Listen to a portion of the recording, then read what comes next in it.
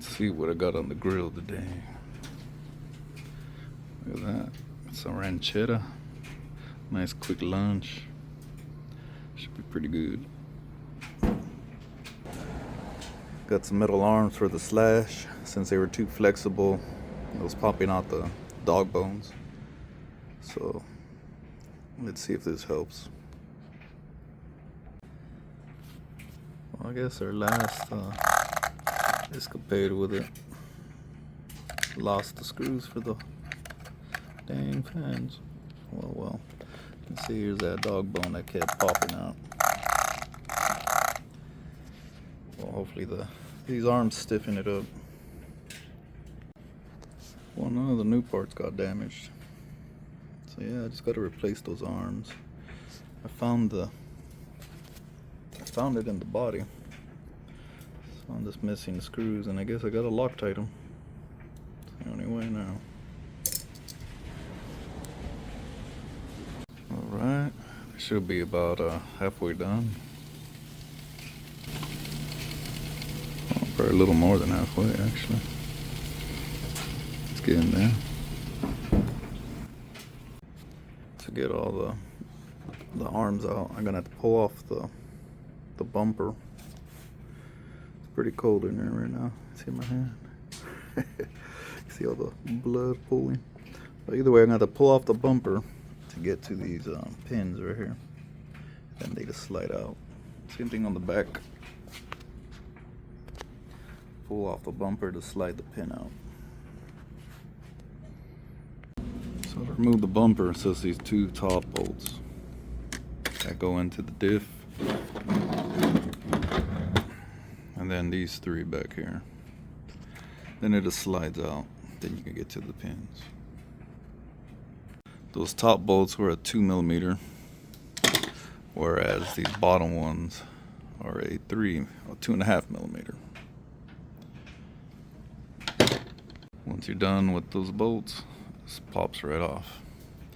Then you see the hinge pin with the retaining bolt, then the two pins that slide right out. Technically, you're gonna pull these right off without pulling that one. Before I pull these pins out, I'm gonna disconnect the shocks and the knuckles, or the C casters, whatever they call them now. A million names for them. And you pull the pins, then you slide in your new arms. Make sure you match them up. But I think they're all interchangeable. All the arms are the same. Yeah. So in case you snap one, you could just order a set and be fine. Oh yeah, it's ready. Just a tiny crisp on the corners and that's it. Good to go. Lunch is served. Alright, pulled this one out from this side. Came out. Then the whole arm slid off. And as you can see, it'll go back in that spot. Just gotta put the new arm on.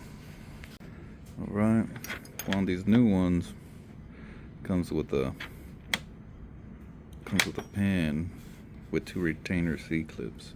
The other one had a screw, so it thread in from one side. It would thread in from this side, but the new one doesn't have that.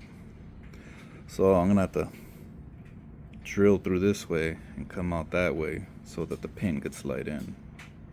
Otherwise it won't work. Easy fix though. A 1/8 drill bit. It's about slightly bigger than this pin, so that'll work.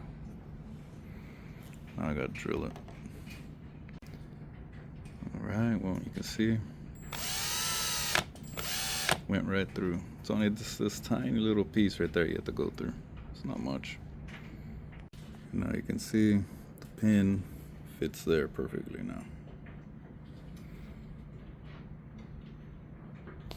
Make sure you put the part with the little axle indent towards the axle area so it doesn't rub. They have that little cutout for the axle so it doesn't rub. So you want the flat side down and this side up, where they pointed towards the axle. Alright, I gotta use the shock length as the travel limiter, as a travel strap. Otherwise, if I put it all the way up, see, if I put it all the way up, it's still gonna pop out on full spin. See, look at that one's already almost out right there. But if I limit it to about right there, that's enough meat to keep it engaged. So there it is, fully installed. Just gotta put it back together. Alright, on the rear, same thing. Just take those 2 top bolts off, and then on the back you don't have to drill anything because it already goes right through. The 2 on the top, that back one, and then the 2 on the bottom. Then the whole bumper comes off and the pin. Alright, I'm already done. Just gotta slap the bumper on, put the rear tires back on, then go pick up my remote for my new project I got coming along. This is where it is. Got the arms on it.